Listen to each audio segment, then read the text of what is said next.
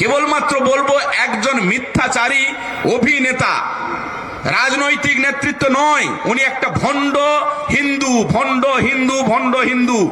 কারণ আমি পবিত্র কর ব্যক্তিগত হিসাবে আমার পরিচয় এটাই, আমার বাবার নাম পরেশচন্দ্র কর, এটাই যথেষ্ট। মঞ্চে যারা আছেন, আপনারা যারা আছেন, এর থেকে প্রমাণ পেয়ে যাচ্ছেন যে একজন হিন্দু পরিবারের ছেলে সনাতন ধর্ম পালন করে।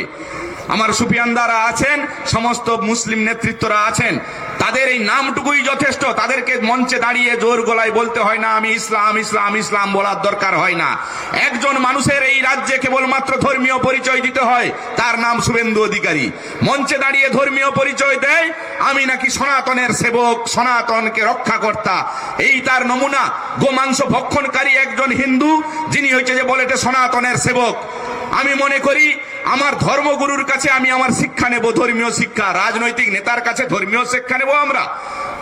রাজনৈতিক ব্যবসাদারের কাছে আমরা রাজনৈতিক শিক্ষা নেব, ধর্মীয় শিক্ষা নেব? অতএব আমাদেরকে মাথায় রাখতে হবে, কেবলমাত্র উনি একবারে ধর্মীয় সম্পর্কে অসচেতন, কেবলমাত্র ব্যবসা করার জন্য, রাজনৈতিক ব্যবসাকে পরম্পরা চালিয়ে যাওয়ার জন্য সারা পূর্ব মেদিনীপুরকে যেমন জ্বালিয়ে দিচ্ছে, রাজ্যকে তেমন জ্বালাচ্ছে, বিষ বৃক্ষ রোপণ করে সারা বায়ুতে মণ্ডলে ছড়িয়ে দিচ্ছে। এর থেকে মুক্তি চাইতে হবে, না হলে পরবর্তী প্রজন্মকে সুশিক্ষা দিতে পারবো না আমরা। এর থেকে নন্দীগ্রামকে মুক্তি পেতে হবে।